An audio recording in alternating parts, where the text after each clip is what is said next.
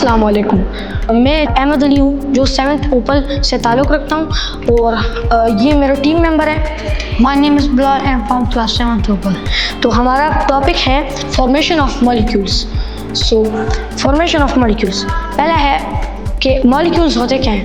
جب دو ایٹمس ایک ساتھ مل جاتے ہیں تو وہ ایک مالیکیول فارم کرتے ہیں. جیسے کہ ہائیڈروجن مالیکیول ہو گیا.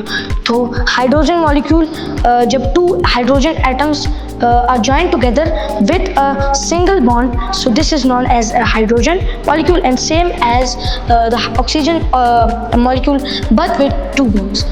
Now he will tell you about some more molecules, kuch aur molecules ke bare mein aapko Bilal. This is nitrogen. When 2 nitrogen atoms will combine with 3 bonds and form nitrogen molecule.